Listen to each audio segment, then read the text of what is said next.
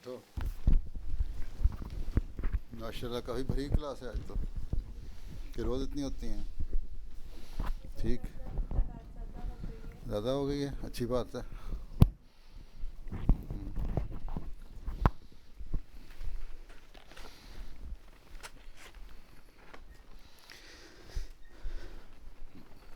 جی باریا باسط. السلام علیکم حضور. اعوذ باللہ من الشیطان الرجیم. بسم اللہ الرحمن الرحیم.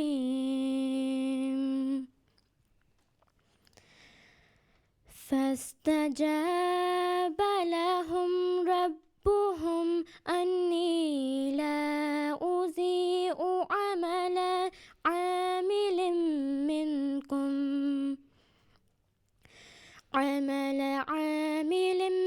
منكم من ذكر أو أنثى بعضكم من بعض. فالذين هاجروا وأخرجوا من ديارهم وأوذوا في سبيلي وقاتلوا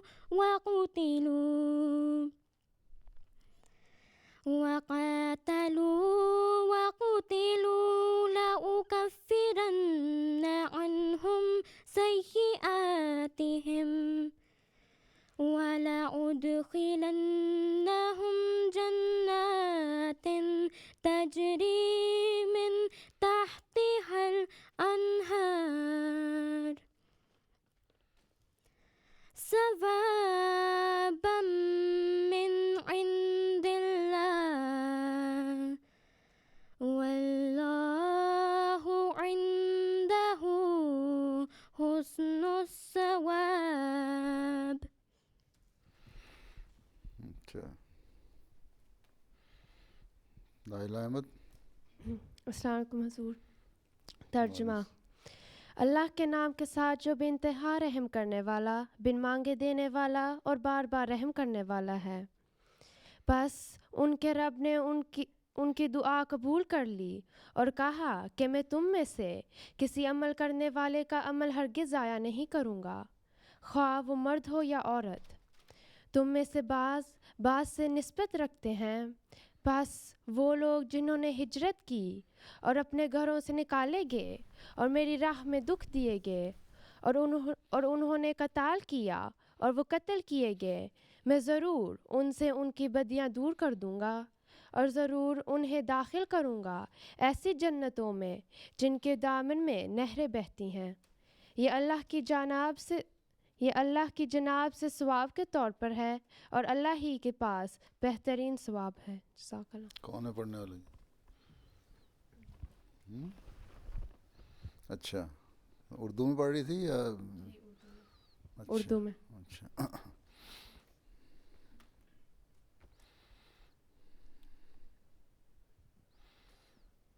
اور صدف وحید حدیث. السلام علیکم حضور. اللہم صلی علی محمد وعلی آل محمد کما صلیت علی ابراہیم وعلی آل ابراہیم انک حمید مجید. اللہم بارک علی محمد وعلی آل محمد کما بارکت علی ابراہیم وعلی آل ابراہیم انک حمید مجید. عن ابی ہریرہ رضی اللہ عنہ قال قال رسول اللہ صلی اللہ علیہ وسلم اکمل المؤمنین ایمانا احسنهم خلقا وخیارکم خیارکم لنسائکم. ترمذی کتاب النکاح. نورین خان. السلام علیکم پیارے حضور. پہلی دفعہ آئی ہو؟ جی سر. کہاں سے؟ مانچسٹر.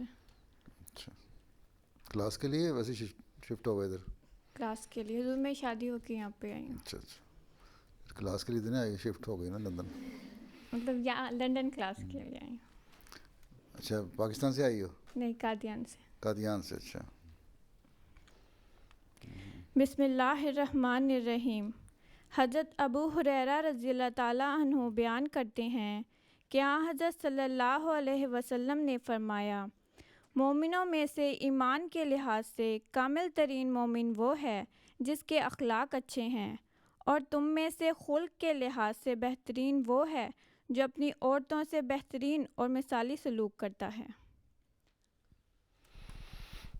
اچھا جی. ارشادات قرۃ العین.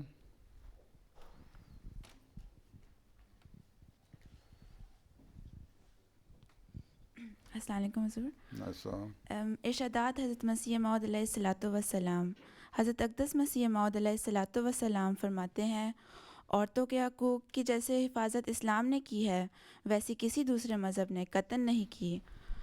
مختصر الفاظ میں فرما دیا ہے وَلَهُنَّ مِثْلُ الَّذِي عَلَيْهِنَّ، کہ جیسے مردوں کے عورتوں پر حقوق ہیں ویسے ہی عورتوں کے مردوں پر ہیں. بعض لوگوں کا حال سنا جاتا ہے کہ ان بیچاریوں کو پاؤں کی جوتی کی طرح جانتے ہیں اور ذلیل ترین خدمات ان سے لیتے ہیں، گالیاں دیتے ہیں، حقارت کی نظر سے دیکھتے ہیں، اور پردے کے حکم ایسے ناجائز طریق سے برتتے ہیں کہ ان کو زندہ درگور کر دیتے ہیں. چاہیے کہ بیویوں سے خاوند کا ایسا تعلق ہو جیسے دو سچے اور حقیقی دوستوں کا ہوتا ہے. انسان کی اخلاق فاضلہ اور خدا تعالیٰ سے تعلق کی پہلی گواہ تو یہی عورتیں ہوتی ہیں. اگر انہی سے اس کے تعلقات اچھے نہیں ہیں تو پھر کس طرح ممکن ہے کہ خدا تعالیٰ سے صلح ہو؟ رسول اللہ صلی اللہ علیہ وسلم نے فرمایا ہے خیرکم خیرکم لأہلہ، تم میں سے اچھا وہ ہے جو اپنے اہل کے لیے اچھا ہے. ملفوظات جلد پنجم صفحہ 417 تا 418. یہ پاؤں کی جوتی محاورہ ہے، کیا سمجھ آئی تم لوگوں کو؟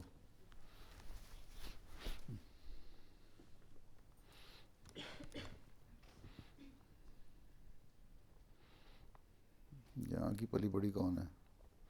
تم؟ تو بتاؤ. جس طرح ہم جوتی کو اتار کے پہن لیتے ہیں پھر اتار دیتے ہیں جب ضرورت نہیں ہوتی، اس طرح عورتوں کو بھی جب دل چاہے ان کو پاس بتا لیتے ہیں، جب نہیں ان کی ضرورت ہوتی تو ان کو بالکل قدر ہی نہیں کرتے ان کی. پہننے دوبارہ پہننے والی بات نہیں ہے، پھینک دیتے ہیں. پرانی ہو گئی، پھٹ گئی، پھینکے تو. اور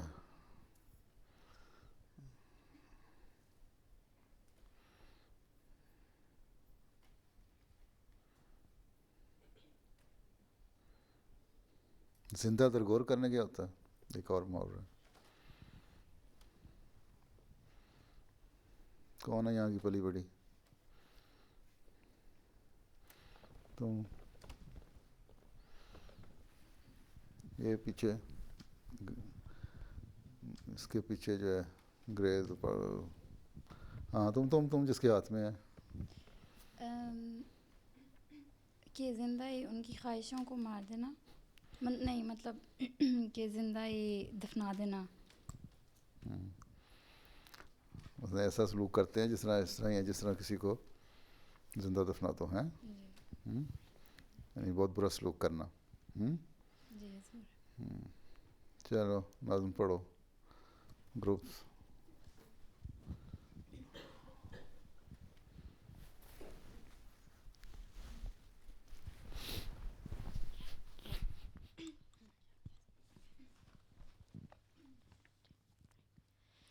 رکھ پیش نظر وہ وقت بہن جب زندہ گاڑی جاتی تھی، گھر کی دیواریں روتی تھی جب دنیا میں تو آتی تھی. جب باپ کی جھوٹی غیرت کا خون جوش میں آنے لگتا تھا، جس طرح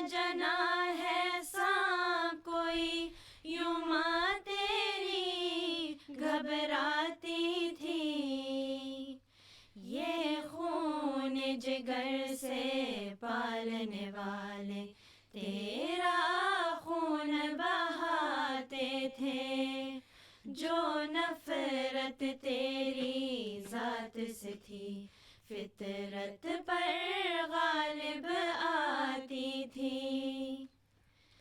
क्या तेरी कदरों कीमत थी, कुछ सोच तेरी क्या इज्जत थी। था मौत से बदतर वो जीना, किस्मत से अगर बच जाती थी। औरत होना थी सख्त खता, थे तुझ पर सारे जबर रवा। ये जुर्म न बख्शा जाता था, तामर्ग सजाएं पाती थी। गोया तू कंकर पत्थर थी, एहसास न था जज्बात न थे। तौहीन वो अपनी यादों कर तरके में बांटी जाती थी। वो रहमत आलम आता है, तेरा हामी हो जाता है। तू भी इंसान कहलाती है, सब हक तेरे दिलवाता है। इन जुल्मों से छुड़वाता है, इन जुल्मों से छुड़वाता है। भेज दरूद उस मोहसिन पर, तू दिन में 100 बार। पाक मोहम्मद मुस्तफ़ा नबियों का सरदार, सल्ले अला मुहम्मदिन, सल्ले अला मुहम्मदिन।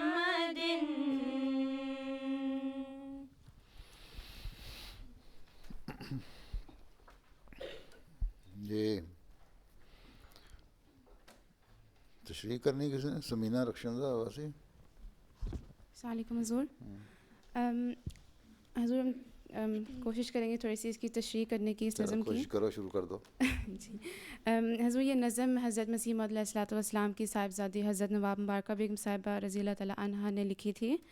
नज़म के शुरू में आप फरमाती हैं कि वही जो हज़रत सल्लल्लाहु अलैहि वसल्लम को सच्चे दिल से पूरी तरह मानने वाला है, वही इस नज़म के मतलब को पहचान सकता है। और जो औरत ज़ात पर रसूल पाक सल्लल्लाहु अलैहि वसल्लम के किए हुए एहसान उनको महसूस कर सकता है। आप ये भी फरमाती हैं कि ये असल में नज़म ये याद दहानी के लिए लिखी गई है जो जुल्म औरतों पे हुआ करते थे। और फिर उसके बाद जो इनकलाब जब आया, जब हज़रत सल्लल्लाहु अलैहि वसल्लम के आने से जो इनकलाब आया। हुज़ूर, अब इस मौजू के ताल्लुक़ में हम मुख्तलिफ़ हवाले पेश करेंगे। सबसे पहले तो सबसे पहले मैं ये बताओ जी हुज़ूर, कि ज़िंदा गाड़ी जाती से क्या मतलब है? गाड़ी क्या होती है? किसको कहते हैं गाड़ी?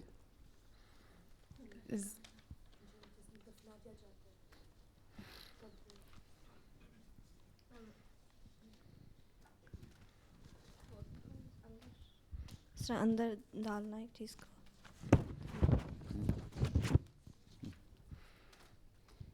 हजूर, अगर एनिमल्स पे ट्रैवल किया जाए, जैसे कि मतलब हॉर्सेस या कैमल्स, एनिमल्स पे जब ट्रैवल किया जाए, जैसे कि घोड़े या हॉर्स या उसको गाड़ी कहते हैं। हाँ, ट्रेन को क्यों नहीं कहते गाड़ी? जिंदा दफना दिया जाए। गाड़ना होता है किसी चीज़ में दबा देना। मैं इसी मुझे ख्याल था कि तुम लोग गाड़ी से कहीं ट्रेन या बस या कार ना समझ जाओ।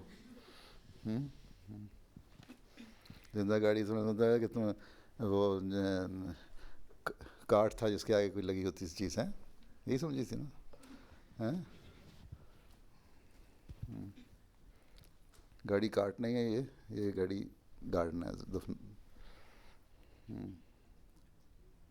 حضور آگے جی حضور سب سے پہلے تو قرآن مجید کی آیت سے سورۃ النحل آیت 59 اور 60 اس کا ترجمہ یہ ہے: اور جب ان میں سے کسی کو لڑکی کی بشارت دی جائے تو اس کا چہرہ غم سے سیاہ پڑ جاتا ہے اور وہ اسے ضبط کرنے کی کوشش کر رہا ہوتا ہے.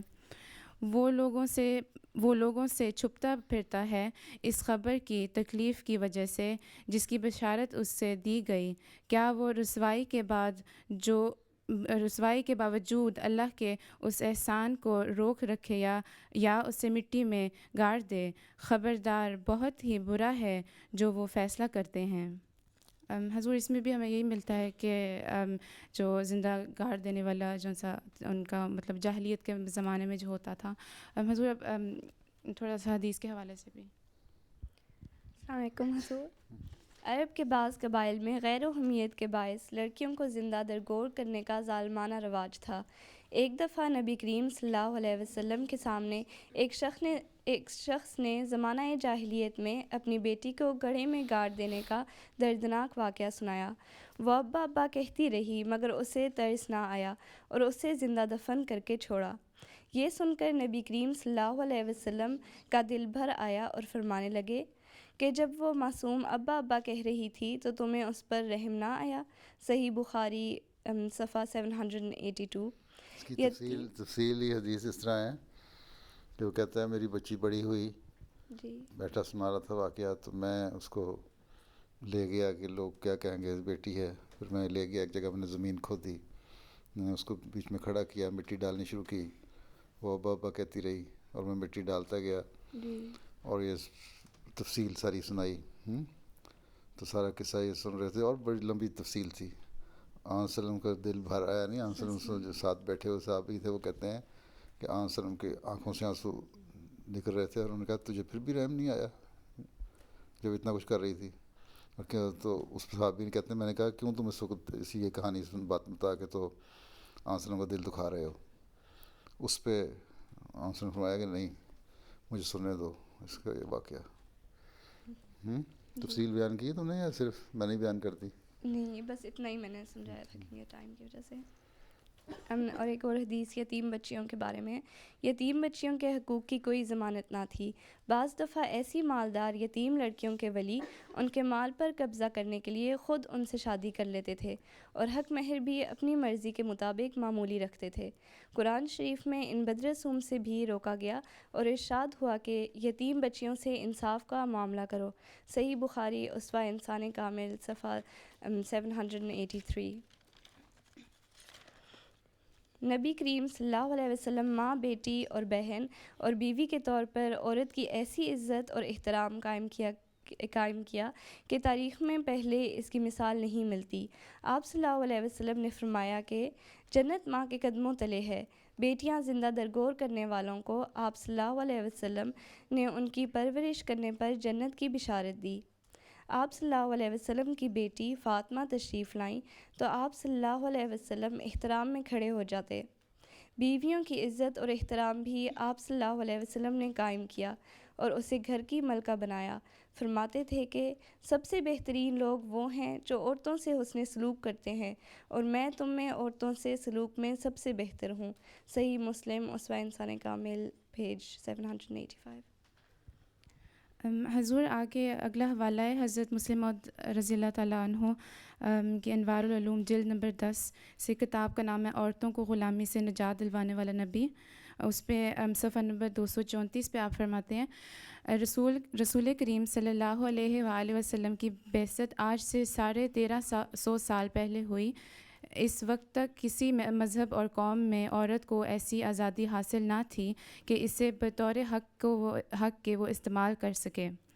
تھوڑا سا نیچے جا کے اور آپ آگے فرماتے ہیں، رسول کریم صلی اللہ علیہ وآلہ وسلم کے زمانے میں اور اس کے قبل عورت کی یہ حالت تھی کہ وہ اپنی جائیداد کی مالک نہ تھی، اس کا خاوند اس کی جائیداد کا مالک سمجھا جاتا تھا، اسے اس کے باپ کے مال میں سے حصہ نہ دیا جاتا تھا، وہ اپنے خاوند کے مال کی بھی وارث نہیں سمجھی جاتی تھی، گو بعض ملکوں میں اس کی ہین حیات وہ اس کی متولی رہتی تھی۔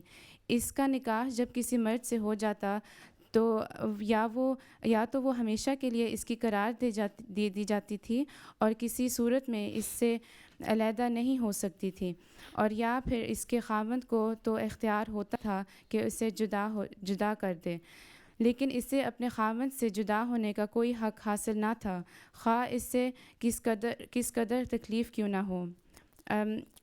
حضرت خلیفۃ المسیح ثانی آ کے جو خاوند کے اختیار اس وقت ہوتے تھے اس کے حوالے سے بتاتے ہیں، خاوند کا اختیار سمجھا جاتا تھا کہ وہ ناراض ہو کر اسے مار پیٹ لے اور اس کے خلاف وہ آواز نہیں اٹھا سکتی تھی۔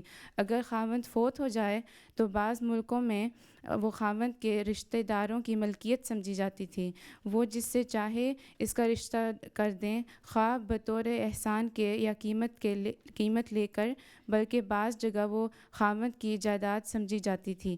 بعض خاوند بیویوں کو فروخت کر دیتے تھے یا جوئے اور شرطوں میں ہار دیتے تھے، اور وہ بالکل اپنے اختیارات کے دائرے میں سمجھے جاتے تھے۔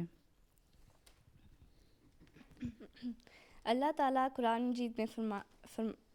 نے قرآن مجید میں فرمایا، اعوذ باللہ من الشیطان الرجیم، ان اللہ و ملائکتہ یصلون علی النبی یا ایھا الذین آمنوا صلوا علیہ وسلموا تسلیما، سورۃ احزاب آیت نمبر 57۔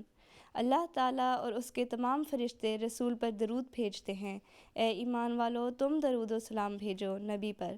اس آیت سے یہ ظاہر ہوتا ہے کہ رسول اکرم صلی اللہ علیہ وسلم کے اعمال ایسے تھے کہ اللہ تعالیٰ نے ان کی تعریف کی تحدید کرنے کے لیے کوئی خاص لفظ استعمال نہ کیا۔ لفظ تو مل سکتے تھے لیکن خود استعمال نہ کیے، یعنی آپ صلی اللہ علیہ وسلم کے اعمال صالحہ کی تعریف سب چیزوں سے بالا تھی۔ اس قسم کی آیت کسی اور نبی کے لیے استعمال نہ کی۔ آپ صلی اللہ علیہ وسلم کی روح میں وہ صدق و صفا تھا، اور آپ صلی اللہ علیہ وسلم کے اعمال خدا کی نگاہ میں اس قدر پسندیدہ تھے کہ اللہ تعالیٰ نے ہمیشہ کے لیے یہ حکم دیا کہ آئندہ لوگ شکر گزاری کے طور پر درود بھیجیں۔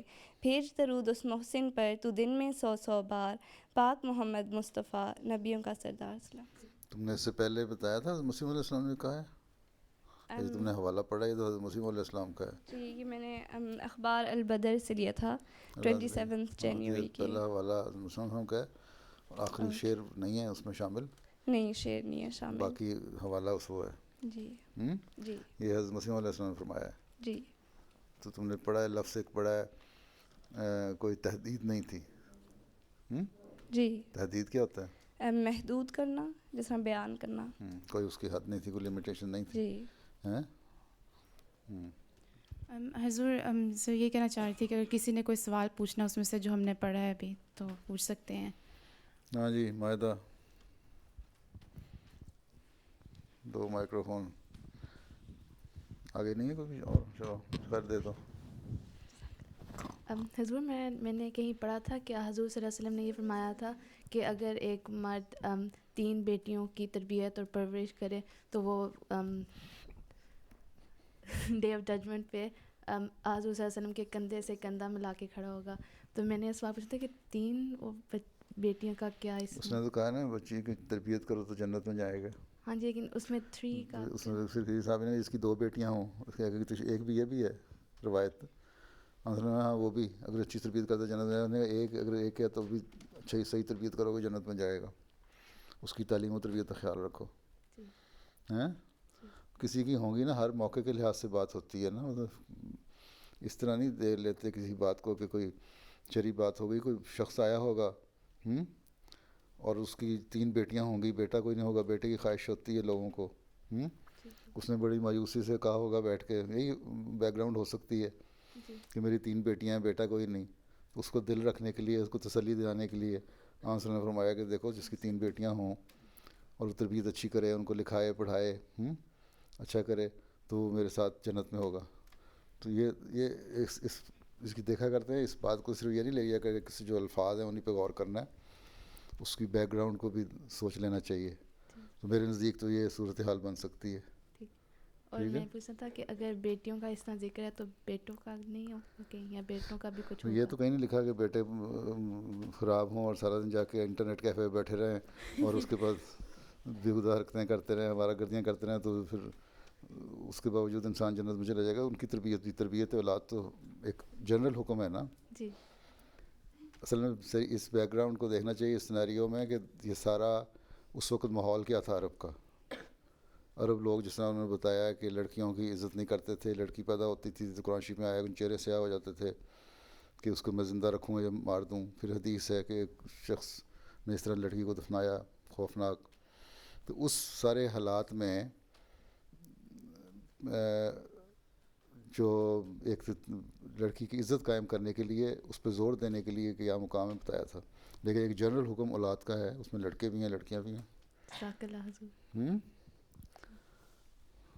ٹھیک, چلو اور سوال کیا ہے؟ اب تم نے جواب تو اس کا تم نے دینا تھا, میں نے دے دیا. تم نے کیا جواب دینا ہے اس کے سوال کا؟ حضور آپ نے صحیح فرمایا کہ شکر ہے. جیسے مطلب اگر ذکر یہ ہے کہ 3 بیٹیاں جس کی ہوں وہ اگر صحیح مطلب کسی کی تربیت کرتے ہیں تو بھی. میں نے پوچھنا تھا کہ یہ جو عورتوں کے ساتھ کرتے تھے سلوک, ہاں جو کرتے تھے عورتوں کے ساتھ سلوک اور ان کو دفنا دیتے تھے. عورتوں کے ساتھ نہیں, لڑکیوں کے ساتھ. 3-4 سال کی بچی جو ہوتی تھی اس وقت. جی, تو کیسے شروع ہوا تھا؟ جی, تو میں ان عربوں میں رواج تھا, ان قبیلوں میں رواج تھا, وحشی لوگ تھے. کسی نے کہہ دیا ہوگا تمہاری بیٹیاں, تمہاری وراثت نہیں چل سکتی, تمہاری نسل نہیں چل سکتی. ہیں جی. تو آنسروں پہ بھی الزام لگایا تھا نا, آپ کی نسل نہیں چلے گی. ہیں جی. تو اس پہ اللہ تعالیٰ نے فرمایا ان شانہ کا ہو الابتر, تیرا دشمن ہی ہے جو ابتر رہے گا. مطلب ہے کہ اس کی نسل ختم ہو جائے گی, اور نسل چاہے جسمانی نہ بھی چلے, روحانی اولاد اتنی چلے گی کہ آنسروں کا نام زندہ رہے گا, اور زندہ ہے آج تک. ابو جہل بھی ختم ہو گیا, عتبہ شیبہ سب ختم ہو گئے. جی. تو یہ ایک اعزاز سمجھا جاتا تھا لڑکے ہونے, تاکہ آئندہ ہماری یہ نسل ہے لوگوں کو پتہ لگے کہ چل رہی ہے. جی. تو اس لیے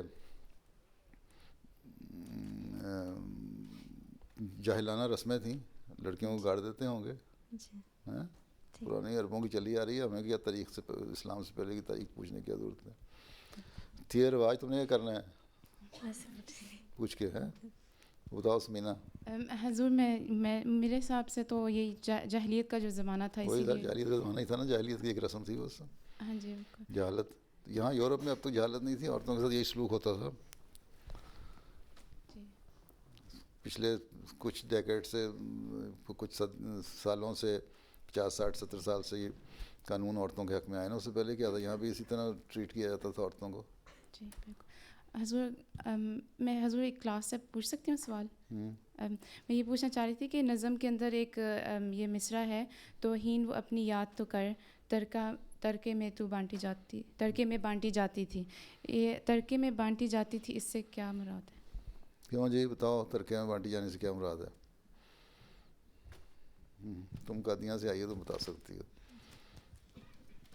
ترکے سے مراد ہے کہ جیسے کسی کے مرنے کے بعد اس کی جائیداد کو بانٹ دیا جاتا ہے اس کے رشتہ داروں میں یا بچوں میں, تو اسی سے مراد ہے کہ اس طرح وراثت ہوتی تھی. عورت جو تھی اس کو وراثت سمجھا جاتا تھا, بیوی کو. لیکن اس زمانے میں کئی شادیاں لوگ کر لیتے تھے. اب جو پولیگیمی کا اسلام پہ الزام لگایا جاتا ہے, اس وقت تو 20-30 شادیاں ہوئی جاتی تھیں. اسلام نے تو اس کو محدود کیا بلکہ. تو اس وقت جو مطلب ہے کہ ستیلی ماں ہوتی تھی نا کسی کی, جس کی اصل ماں نہیں ہے, وہ دوسرے بچوں کو ترکے میں بانٹ دی جاتی تھی, اور ان کو اجازت تھی کہ اسے شادی کر لیں. یہ ہوتا تھا اصل میں. اصل ریئل بچوں کا نہیں, اپنے حقیقی بچوں کا نہیں. बल्कि वो ढेर सारी शादियां करते थे। दूसरे बच्चे जो तो थे वो ले दूसरे जाते थे बच्चों अपनी के माँ साथ। को भी। आगे जी हजूर बस इतना ही आकर असल में हजूर अभी इंग्लिश का भी हाँ इंग्लिश का प्रोग्राम है असल में। आओ जी असल में आ जाओ। My dearest Hazur, Assalamu alaikum wa rahmatullahi wa barakatuhu. Anila and I will now present an English translation and commentary on the Nazm just recited. This Nazm was taken from the book Durriyadan, a collection of Urdu poetry written by Hazrat Sayyidah Nawab Mubaraka Begum Saiba Raziyallahu Ta'ala Anha, the daughter of Hazrat Masih Maud alayhi salatu wassalam and Hazrat Amma Jan Raziyallahu Ta'ala Anha. Before the advent of the Holy Prophet Muhammad sallallahu alaihi wa alihi wasallam, the Arab world was rife with greed and immorality, but perhaps the greatest injustice was found in the treatment of women. Before the dawn of Islam, the birth of a baby girl was regarded as a great threat to family honor. Because of this, many girls were buried alive at infancy. In a world where women were treated like objects that could be cast off at will, the Holy Prophet Muhammad sallallahu alaihi wa alihi wasallam brought a message of free thinking and independence for women.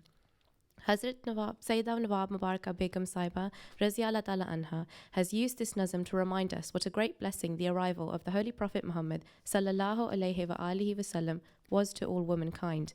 The nazm depicts the life of women before and after the advent of the Holy Prophet Muhammad sallallahu alaihi wa alihi wasallam and teaches us that he was truly Rahmatul lil Alameen, a mercy to the world. The translation begins as follows. O women of the world, remember those times when you were buried alive. The house would be filled with grief when you were brought into this world. Your birth would turn a father's false pride and ego into rage.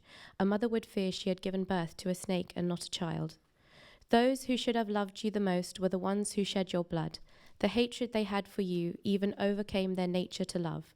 What was your respect and value? Think of what your esteem used to be. Death was better than the life that you would ever lead. To be a woman was a grave mistake. All cruelty was acceptable towards you. This sin of yours was never forgiven. You would be punished until death for it. Your value was no more than dirt and stone. You had no feeling or desires. Remember the disrespect that was shown to you, that was passed on through generations. Then came a man bestowed with mercy, brought to you as your saviour. Through him you were finally called a human being.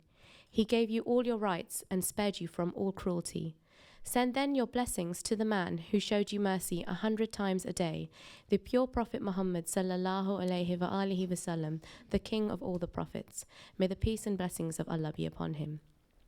Hazrat Sayyidah Nawab Mubaraka Begum Saiba Raziyallahu Ta'ala Anha uses this nazm to remind women to always be thankful to the Holy Prophet Muhammad sallallahu alaihi wa alihi wasallam for bringing us the rights and status we enjoy today. As a sign of gratitude, Hazrat Sayyidah Nawab Mubaraka Begum Saiba Raziyallahu Ta'ala Anha has told us to recite the Rood Sharif and send our blessings to the Prophet who brought about such fundamental changes in the lives of women across the Islamic world. Islam challenged an age when women had no legal standing as daughters or wives, being under the legal identity of their fathers and husbands. They had no representation and no voice. Islam changed all this. Following the recognition of women's rights by Islam, rights for women were later adopted across the Western world, demonstrated most prominently through the plights of the suffragettes. Now Anila will explain how the teachings of the Holy Prophet Muhammad sallallahu alaihi wa alihi wasallam have positively contributed to the status of women today. Bismillahirrahmanirrahim. The most important change that Islam brought to women was to raise their spiritual status. Allah has clearly declared in the Holy Quran that a woman has the same spiritual capacity as a man and that she can attain equal spiritual rewards for her own efforts. The Holy Quran says, "But whoso does good works, whether male or female, and is a believer, shall enter heaven." Another area where you will find that Muslim women have the lead over other women is in the field of education. The Holy Prophet ﷺ laid down that education is compulsory for women. The Holy Prophet ﷺ said, "It is the duty of every Muslim man and every Muslim woman to acquire knowledge." The Holy Prophet ﷺ encouraged his wives to seek knowledge, and one stated that half the religion of Islam would be learned from Hazrat Aisha radiallahu anha. Indeed, after his death, the advice of his wives was sought by the entire Muslim community. Never before was a woman given the economic freedom that was given to her by Islam. Islam makes it clear that she is entitled to possess wealth and property of her own, whether it is inherited or earned, and has full rights over it. Allah says in the Holy Quran, men shall have the share of what they have earned, and women shall have the share of what they have earned. And ask Allah of His bounty, surely Allah has the perfect knowledge of all things. A married woman is not even required to spend out of her own wealth, as it is the duty of her husband to provide for her. She is entitled to inherit the deceased in her role of mother, wife, daughter or sister. The Holy Quran states that for men there is a share of that which parents and near relatives leave, and for women there is a share of that which parents and near relatives leave, whether it be little or much, a determined share. Chapter 4, verse 8. Society was given clear guidance by the Holy Quran and the Holy Prophet ﷺ for the treatment of women and their roles as daughters, wives and mothers. In the case of daughters, the pre-Islamic practice of killing infant girls at birth for fear of humiliation or poverty was totally abolished by Islam. In the Holy Quran, Allah says, "Slay not your children for fear of poverty. It is we who provide for you and for them. And approach not foul deeds, whether open or secret." Chapter 6, verse 152. And it also states in the Holy Quran, He created what He pleases. He bestows daughters upon whom He pleases, and He bestows sons on whom He pleases. After forbidding the killing of children, Islam goes on to teach a father that he must raise his daughters in the same way as his sons. In fact, taking good care of a daughter opens the door to paradise for a Muslim. The Holy Prophet ﷺ said, "He who brings up two girls through their childhood will appear on the Day of Judgment, attached to me like two fingers of a hand." From Muslim. In the case of a wife, Islam changed the role of wives from being little more than a servant to being equal with her husband on all levels. The Holy Quran makes it clear that in marriage women have similar rights to men. Allah says in the Holy Quran, "Of His signs is that He created mates for you of your own kind, that you may find peace of mind through them.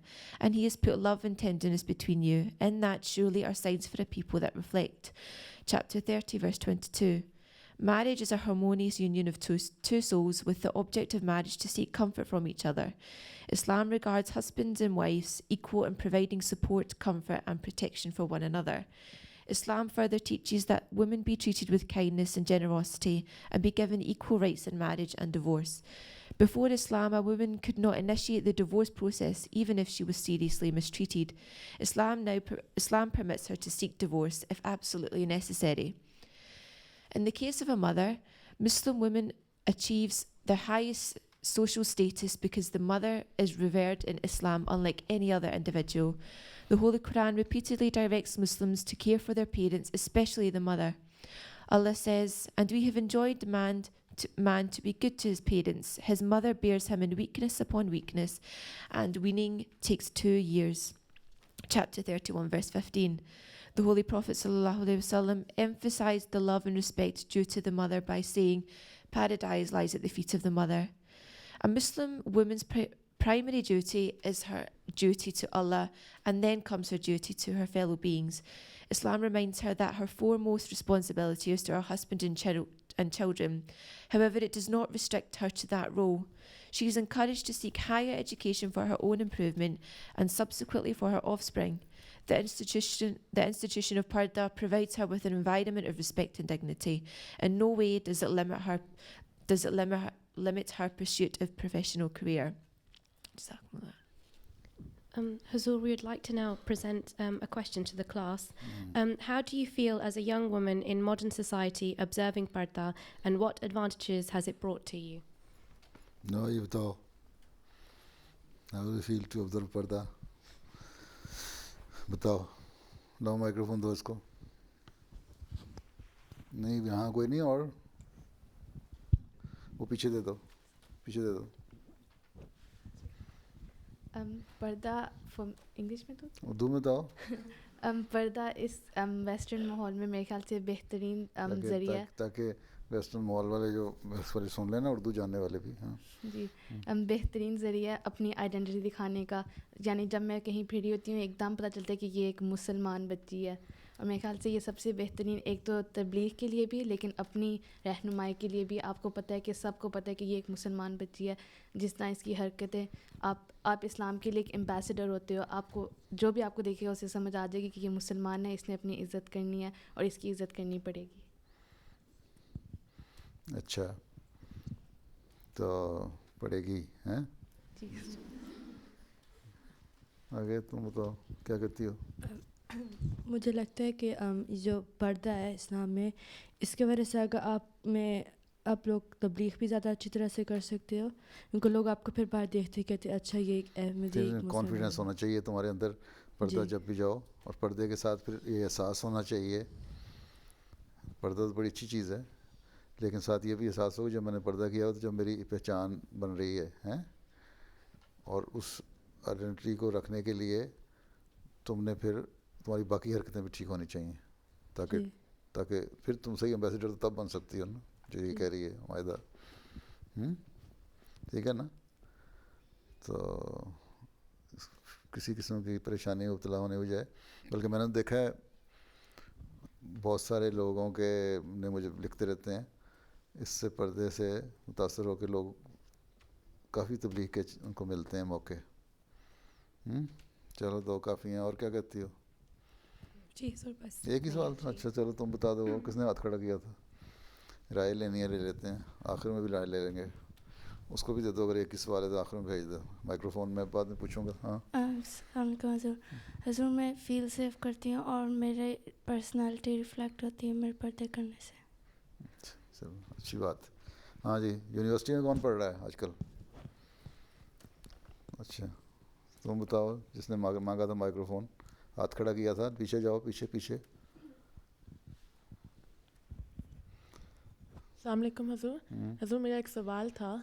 پہلے یہ بتاؤ کہ تم پردے میں فیل کس طرح کرتی ہو؟ حضور میں پردے میں بہت اچھا فیل کرتی ہوں، اور اس سے بہت مطلب میں کافی چھوٹی عمر میں تھی جب میں نے پردہ شروع کر دیا تھا. میں نے اسکارف لینا شروع کر دیا تھا، اور ابھی بھی میں جب کالج جاتی ہوں تو میں اسکارف پہن کے رہتی ہوں اور کوٹ بھی پہنا ہوتا ہے. کوئی ایسی بھی ہیں جن کو کسی قسم کی ایمبیرسمنٹ ہوتی ہے یونیورسٹی وغیرہ میں پڑھنے والی ہیں؟ یہاں تو کوئی نہیں ہاتھ کھڑا کرے گا. ویسے کسی اور کے ریفرنس سے بات کر دو، اپنا ریفرنس نہ دو کہ میری سہیلی نے یہ کہا تھا، اس طرح بات کر دو. ہاں دو اس کو. حضور میں یہ نہیں کہوں گی کہ اب ہوتی ہے، لیکن حقیقتاً جب بندہ شروع کرتا ہے، اور جس ماحول میں، جس طرح ہمارے علاقے میں بہت کم مسلمان ہیں، اور آپ جب پہلے شروع کرتے ہو آپ کو ایک جھجک ہوتی ہے کہ آپ وہاں پہ انگریز ہوتے ہیں، سب سے پہلے وہ دیکھتے ہیں کہ آپ کر کیا رہے ہو. اور جب آپ شروع کرتے ہو آپ کو ایک لحاظ سے شرم ہوتی ہے، کیونکہ آپ سوچتے ہو کہ میں مختلف ہوں. لیکن جب آپ کو ان سے عزت ملتی ہے جو آپ کو کہیں اور نہیں ملتی. آہستہ آہستہ. اس لیے میں نے کہا تھا، امریکہ میں مجھے کسی نے پوچھا تھا کہ ہمارے بچیوں کو کس طرح حجاب اور پردہ شروع کرایا جائے، بڑی مشکل ہے جب ان کو کہا جاتا ہے. تو میں نے کہا تھا کہ بات یہ ہے کہ تم ان کو 6-7 سال کی عمر میں ان کا جو لباس ہے اس کو پہلے ٹھیک کرو. اگر اس کو 6-7 سال کی لڑکی کو تم صرف فراک پہناؤ گی اور جرابیں بھی لمبی نہیں ہوں گی، اور فراک بھی ایسی ہو جس سے یہاں سے صرف ننگی نظر آ رہے ہوں، کندھے بھی اور بازو بھی، تو سب 8-9 سال تک پھر اس کو صرف جین اور چھوٹا بلاؤز پہن کے وہ پھرے گی. تو 11 سال کی عمر میں جب اسے کہو گے نا کہ حجاب لے لو، تو حجاب نہیں لے گی. اس کو اس ماحول میں اس کو عادت پڑ جائے گی اور ایڈجسٹ نہیں کر سکتی. اس لیے پہلی چیز یہ ہے کہ بچوں کو شروع میں ایک لباس ان کا اچھا ہونا چاہیے. 6-7 سال 5-6 سال کی عمر میں عادت پڑنی چاہیے کہ ہم نے لباس ایسا پہننا ہے. پھر آہستہ آہستہ جا کے شرم نہیں آتی. پھر کبھی کبھی نا فینسی ڈریس شو وغیرہ ہوتے ہیں اسکولوں میں، اس میں اپنا حجاب والا ڈریس پہن کے جاؤ گی، تمہاری حجاب شروع میں ختم ہو جائے گا 8-9 سال کی عمر میں. احمدی لڑکیوں کو یہ دکھانا چاہیے جا کے. ایک اور بات ہے حضور، میرے ساتھ یونیورسٹی میں 2 لڑکیاں ایسی ہیں جو مسلمان ہیں مگر ان بظاہر وہ پردہ نہیں کرتی. تو ہمیشہ یہ سوال ہوتا ہے کہ آپ مسلمان ہو لیکن آپ نہیں کرتی. تو ان کا یہی جواب ہوتا ہے کہ اسلام سکھاتا ہے کہ جو آپ جس میں کمفرٹیبل ہو وہ ہی کرو. उनका ये, लेकिन एक बात है कि आपको बहुत इज्जत मिलती है।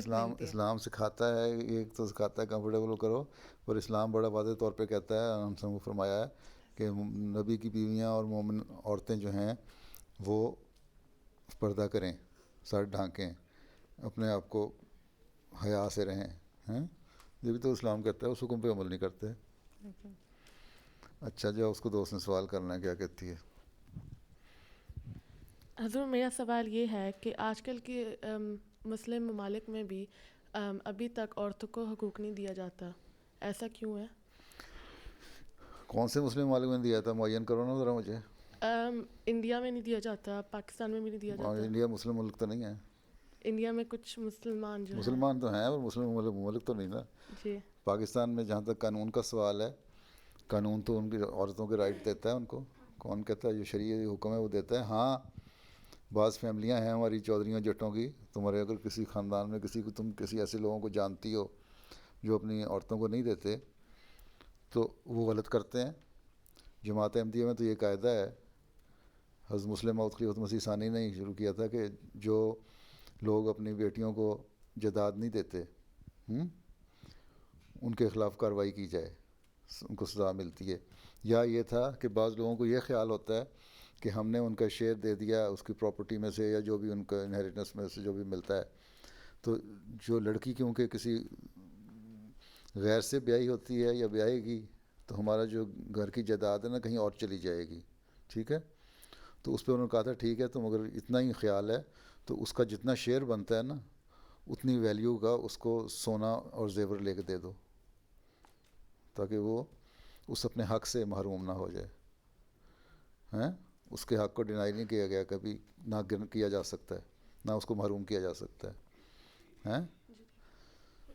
बाकी रह गई, लोग प्रैक्टिस करते हैं और मतलब मेरे पास बाज़ मामलात आते हैं कि जी मैंने वसीयत करनी है और मेरा भाई है जो हमारे बाप की जायदाद उसमें से मुझे शेयर नहीं दे रहा, तो मैं भी उनको ये लिखता हूँ अगर नहीं दोगे तो तुम्हारे ख़िलाफ़ कार्रवाई होगी, ठीक है जी।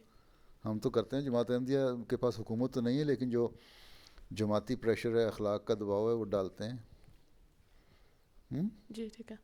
बाकी मुस्लिम मालिक में अगर नहीं करते तो कानूनन तो हर एक को मिला हुआ है हक़, कानून तो नहीं रोकता, ठीक है। जज़ाकल्लाह। अच्छा, सवाल करना है तुम्हें? हाँ करो।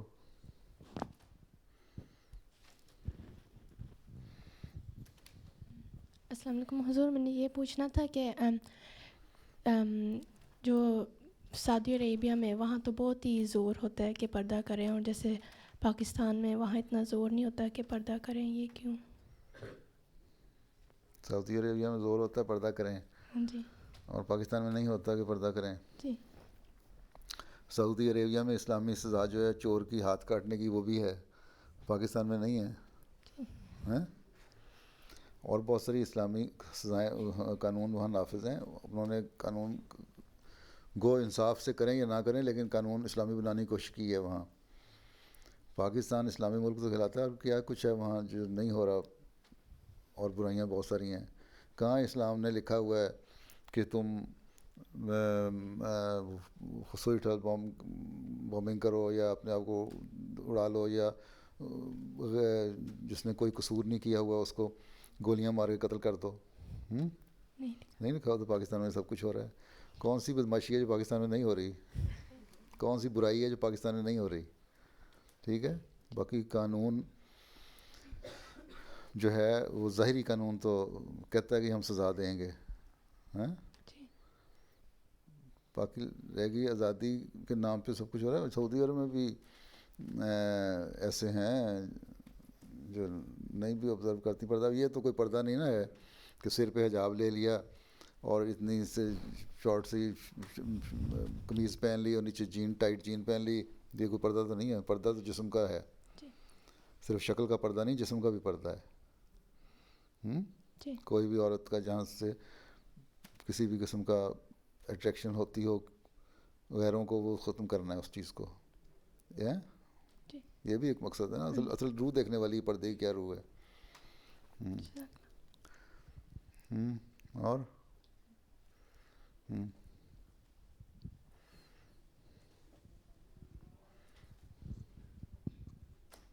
حضور میں وہ پہلے بات ہو رہی تھی کہ جب ہم پردہ کرتے ہیں یا شروع میں تھوڑے وہ شرم والی بات ہو رہی تھی کہ جھجک ہوتی ہے، اس حوالے سے میں صرف یہ کہنا چاہ رہی تھی کہ اگر ہم یہ سوچ کے کریں کہ اس میں ہماری بھلائی ہے، اور اگر ہمارے دل میں یہ ہو کہ اگر یہ ہم جو کر رہے ہیں ہم اللہ میاں کا پیار پانے کے لیے، اللہ میاں کا قرب پانے کے لیے کر رہے ہیں، تو مجھے لگتا ہے کہ کافی آسان ہو سکتا ہے. ٹھیک ہے، وہ تو صحیح بات. تبھی تو نظم پڑھی ہے نوام وارکا، پہلے اس کی تمہید یہی لکھی ہے نا کہ اس کو فائدہ دے گی جو اللہ پہ بھی یقین ہے اور آن وسلم پہ بھی اس کو یقین ہے. اچھا چلو پھر نظم پڑھ لو پہلے. مجدہ لون، میں سمجھا تم ٹرانسلیشن کرنے کے لیے بیٹھی ہے.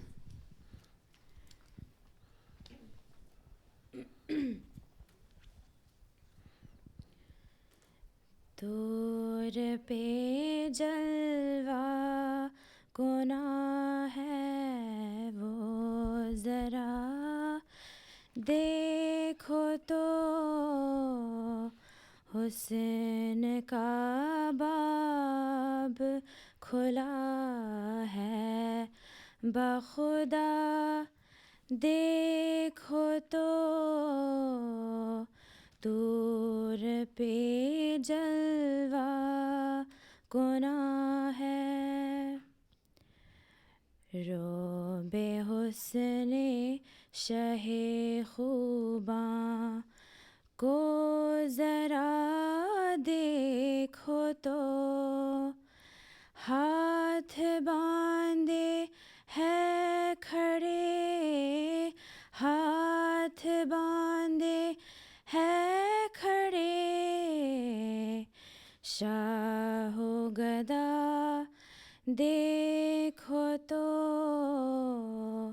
طور پہ جلوہ گناہ ہے. اپنے بیگانوں نے جب چھوڑ دیا ساتھ میرا، وہ میرے ساتھ رہا، وہ میرے ساتھ رہا، اس کی وفا دیکھو تو، طور پہ جلوہ گناہ ہے. غیر ممکن کو یہ ممکن ہے بدل، غیر ممکن کو یہ ممکن میں بدل دیتی ہے. اے میرے فلسفیوں، اے میرے فلسفیوں، زور دعا دیکھو تو، طور پہ جلوہ گناہ ہے. عاشقوں دیکھ چکے عشق مجازی کے کمال، اب میرے یار سے بھی، اب میرے یار سے بھی دل کو لگا دیکھو تو، طور پہ جلوہ گناہ ہے.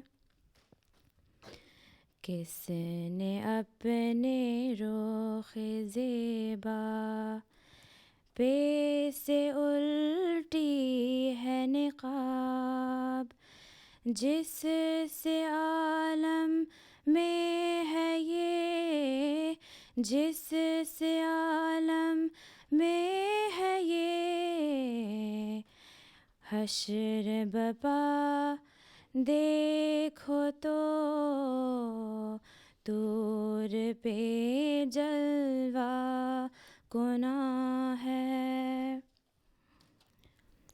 جلوائے یار پہ، جلوائے یار ہے کچھ खेल नहीं है लोगों, अहमदियत का भला, अहमदियत का भला, नक्श मिटा देखो तो दूर पे जलवा गुनाह है, गैर मुमकिन को ये मुमकिन में बदल देती है, ऐ मेरे फ़लसफ़ियों, ऐ मेरे फ़लसफ़ियों, ज़ोर दुआ देखो तो दूर पे जलवा गुनाह है, वो ज़रा देखो तो हुस्न का बाब खुला है, बखुदा देखो तो दूर पे जलवा गुनाह है। अच्छा, ये गदा क्या होता है? तुमने नज़म पढ़ी, तुम बताओ मुझे। शाहो गदा देखो तो। बेगर्स। अच्छा, शुक्र है बताया। मैं ये गदा ना बना देना कहीं। गदा क्या होता है?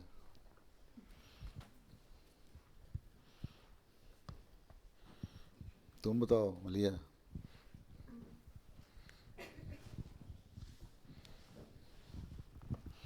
गधा क्या होता है? गधा either goat or donkey, मुझे donkey। तुम जाती हो इस्लामाबाद, जाती हो ना? जी। रास्ते में एक रेस्टोरेंट आता है ना, बार आता है नीचे लेफ्ट साइड पे, उस पे क्या लिखा होता है? उसका नाम है जो क्रॉस करती है तुम रिवर, उससे पहले शक्ल भी बनी हुई है जानवर की। horse crossing, उसका क्या है? शक्ल बनी हुई है उसको, और साथ लिखा भी हुआ है, वो क्या है? कभी नहीं देखा? ऑब्जर्वेशन बड़ी पुअर है। नहीं। तुम कहती है गोट होती है? नहीं, पता नहीं। तुमने डोंकी। हैं? डोंकी नहीं है। डोंकी, ठीक है। वहाँ बना नहीं हुआ है लेफ्ट साइड पे बाहर जाते हुए, कभी देखा नहीं इस्लामाबाद? नहीं। अच्छा, अब जाओगे ना कभी तो देखना। अच्छा। छोटी सड़क से जाकर जब नीचे उतरते हैं ना। जी। अच्छा, मेरा ख्याल है बाहर है ये रेस्टोरेंट, कुछ ऐसी चीज़ है वो, लगता है। तो मैंने देखा तो नहीं, लेकिन बाहर उसके ऊपर एक बोर्ड लगा हुआ है, 60 डंकी की शक्ल बनी हुई है। जी।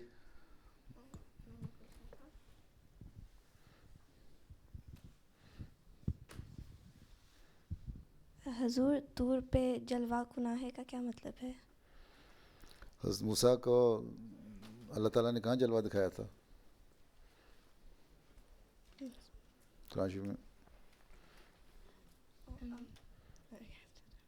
दूर पे वो एक माउंटेन था और हज़रत तो मूसा ये एक शेर में इस्तेमाल किया मुहावरा कि अल्लाह ताला का जलवा नज़र आ रहा है तूर पे, हर जगह जहाँ सोचे वहाँ तूर बन जाता है इंसान के लिए। तो वहाँ अल्लाह ताला बैठा है सामने, नज़र आ रहा है तूर बना हुआ है तुम्हारे लिए, अल्लाह अपना जलवा दिखा रहा है, उसको देखो। और उसके हुस्न का दरवाज़ा खुला है, उसको देखो तो सही, और उसकी तरफ झुको, दुआओं की तरफ ज़ोर दो। गैर मुमकिन को ही मुमकिन बदल देती है, ऐसी बातें जो नहीं होने वाली उनको भी मुमकिन बना देती है। ज़ोर दुआ देखो फ़लसफ़ियों का है। अब तक तो तुम इधर उधर दुनिया इसके इश्क में मसरूफ़ रहे हो, अब अल्लाह ताला से भी मोहब्बत करके देखो, तुम्हें पता लगे। आगे कुर्सिया रिजवाना।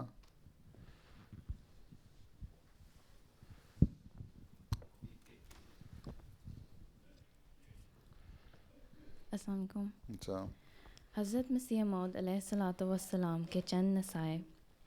حضرت اقدس مسیح موعود علیہ الصلاۃ والسلام فرماتے ہیں کہ سو اے وہ تمام لوگوں جو اپنے تئیں میری جماعت شمار کرتے ہو، آسمان پر تم اس وقت میری جماعت میں شمار کیے جاؤ میں گے۔ یہاں ساتھ ساتھ چاہوں کہ وقت تھوڑا ہے، اپنے تئیں کا مطلب ہے اپنے آپ کو، اپنے آپ کو میری جماعت میں شمار کرتے ہو۔ ہاں آگے۔ آسمان پر تم اس وقت میری جماعت میں شمار کیے جاؤ گے جب سچ مچ تقوی کی راہوں پر قدم مارو گے۔ سو اپنی 5 وقتہ نمازوں کو ایسے خوف اور حضور سے ادا کرو کہ گویا تم خدا تعالیٰ کو دیکھتے ہو، اور اپنے روزوں کو خدا کے لیے صدق کے ساتھ پورے کرو۔ ہر ایک جو زکوٰۃ کے لائق ہے وہ زکوٰۃ دے، اور جس پر حج فرض ہو چکا ہے اور کوئی معنی نہیں وہ حج کرے۔ کوئی اگر حج فرض ہے، حج میں بعض کنڈیشنز ہوتی ہیں، اگر کوئی روک نہیں ہے اور کنڈیشنز پوری کرتے ہو تو حج کرنا چاہیے۔ ہمارے پہ الزام لگایا جاتا ہے نا احمدی حج نہیں کرتے، تو بعض روکوں کی وجہ سے نہیں کرتے۔ نیکی کو سنوار کر ادا کرو اور بدی کو بیزار ہو کر ترک کرو۔ یقیناً یاد رکھو کہ کوئی عمل خدا تعالیٰ تک نہیں پہنچ سکتا جو تقوی سے خالی ہو۔ ہر ایک نیکی کی جڑ تقوی ہے۔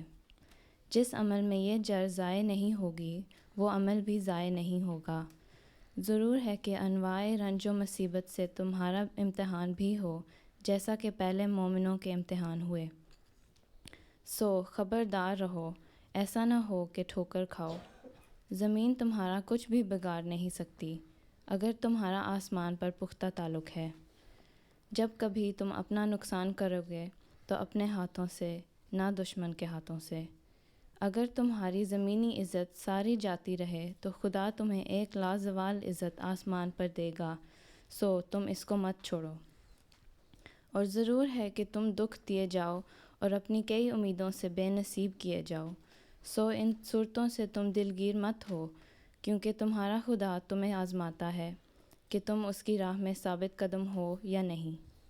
اگر تم چاہتے ہو کہ آسمان پر فرشتے بھی تمہاری تعریف کریں تو تم ماریں کھاؤ اور خوش رہو، اور گالیاں سنو اور شکر کرو، اور ناکامیاں دیکھو اور پیوند مت توڑو۔ تم خدا کی آخری جماعت ہو، سو وہ نیک عمل دکھلاؤ جو اپنے کمال میں انتہائی درجہ پر ہوں۔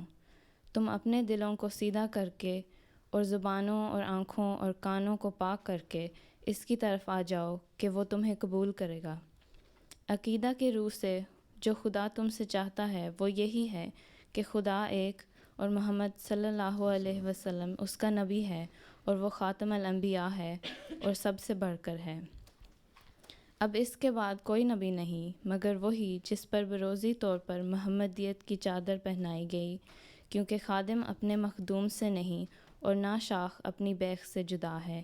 کشتی نو صفحہ 21-23۔ السلام علیکم۔ حضرت اقدس مسیح موعود علیہ الصلاۃ والسلام مزید فرماتے ہیں کہ میں خود جو اس راہ کا پورا تجربہ کار ہوں، اور محض اللہ تعالیٰ کے فضل اور فیض سے میں نے اس ملامت اور لذت سے حظ اٹھایا ہے۔ یہی آرزو رکھتا ہوں کہ اللہ تعالیٰ کی راہ میں زندگی وقف کرنے کے لیے اگر مر کے پھر زندہ ہوں اور پھر مروں اور زندہ ہوں تو ہر بار میرا شوق ایک لذت کے ساتھ بڑھتا ہی جاوے۔ پس میں چونکہ خود تجربہ کار ہوں اور تجربہ کر چکا ہوں، اور اس وقف کے لیے اللہ تعالیٰ کی طرف سے اگر مجھے یہ بھی کہہ دیا جاوے کہ اس وقف میں کوئی ثواب اور فائدہ نہیں ہے بلکہ تکلیف اور دکھ ہوگا، تب بھی میں اسلام کی خدمت سے رک نہیں سکتا۔ اس لیے میں اپنا فرض سمجھتا ہوں کہ اپنی جماعت کو وصیت کروں اور یہ بات پہنچا دوں۔